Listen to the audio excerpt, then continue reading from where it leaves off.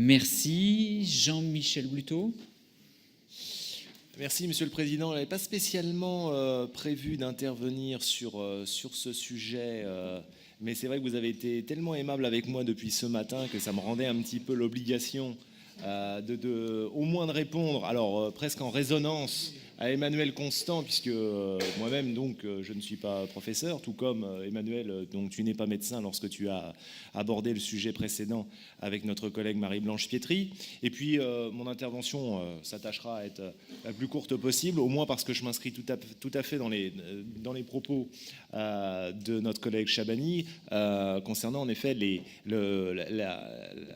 la place prépondérante qu'aurait le numérique justement dans les apprentissages. Mais avant d'aborder ce sujet-là, il y a différents points quand même dans ce projet, et non pas ce plan, mais ce projet éducatif, qui aborde donc en premier lieu la mixité. Alors la mixité, il semble que de plus en plus nous ayons des définitions différentes de ce mot. Lorsque vous voulez mettre en œuvre la mixité, notamment sur la sectorisation des collèges, il se peut qu'en effet ça se passe mal lorsque c'est mal préparé. J'ai souvenir de choses qui se sont déroulées avant l'été dans un certain coin de notre département. Donc la mixité, lorsqu'elle est voulue, surtout lorsque la ministre du Logement, Emmanuelle Cos, se déplace dans notre département et qu'elle évoque que cette mixité doit se faire par une densification du logement social, je préfère qu'il y ait plutôt une mixité telle que peut le développer désormais la région Île-de-France, lorsqu'elle souhaite en effet continuer à subventionner le logement social, mais à ne plus subventionner le logement très social. Je crois qu'on en a parlé lors du schéma de l'hébergement et de l'habitat ici même. Nous martelons en effet que c'est plutôt notre définition de cette mixité-là que nous souhaitons pour nos habitants. Alors sur le numérique, il ne faut certainement pas, et c'était évidemment nécessaire, c'est dans le cours du temps et de l'histoire, mais il ne faut absolument pas que cela vienne en opposition aux apprentissages fondamentaux. L'un de mes collègues me soufflait tout à l'heure que parfois il y a une vertu à l'ardoise et la craie, et c'est vrai que ce que nous a dit Hamid tout à l'heure me plaît totalement, puisqu'il faut bien entendu revenir à l'essentiel, parce qu'il y a des savoirs que l'on apprend, alors non pas dans nos collèges, ou malheureusement que l'on doit reprendre, mais c'est véritablement la priorité du primaire, parce que ça, précisément, quand on arrive dans le monde professionnel, ça peut avoir des conséquences fâcheuses. Je pense notamment à l'illettrisme contre lequel la formation professionnelle doit se battre et doit mettre en œuvre des moyens qui sont considérables.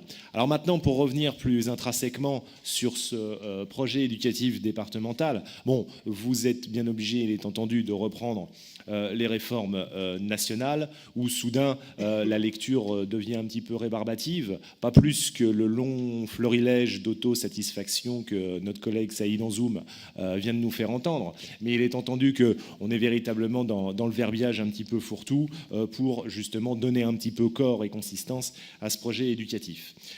Moi, je voudrais quand même insister sur donc, des oublis, alors volontaires ou manifestes en tous les cas, qui sont dans le domaine de la prévention, puisqu'on aurait pu évoquer des préventions aussi importantes, même à l'endroit de nos collégiens, que ce soit sur les dangers du tabac, de l'alcool, de la drogue.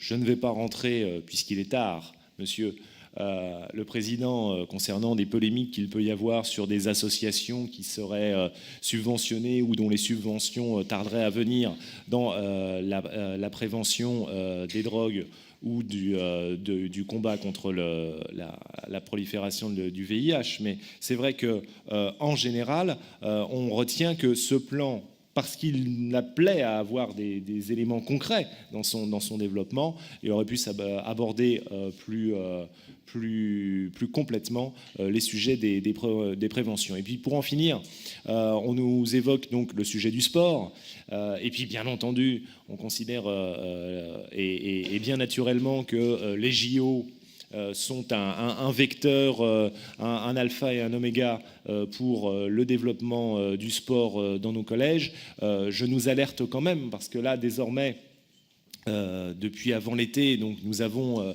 les JO de Paris 2024 à tout bout de champ, à la bouche et à toutes les sauces. Je ne voudrais pas qu'à trop en parler, on n'entende plus rien. Donc il m'importe véritablement que l'on reste dans ce domaine donc, du développement éducatif, des savoirs de la culture et de l'épanouissement physique, mais au travers du sport, mais véritablement qu'on ne vienne pas galvauder justement la bataille que nous menons pour l'obtention des JO Paris 2024. Et puis en conclusion, ce projet éducatif départemental donc, est conséquent, il aborde beaucoup de choses, pas toutes ou pas suffisamment à notre goût, mais ce qui est véritablement regrettable, et j'en finis là, c'est qu'il est totalement ambitieux, c'est entendu, il est ambitieux, mais il n'a aucun chiffre. Donc, en bref, on aura surtout beaucoup glosé sur le sujet. Et maintenant, notre vote sur ce projet sera différencié. Vous nous en excuserez parce qu'en effet, donc, nous avions des remarques. Je les ai formulées avec vous ce matin.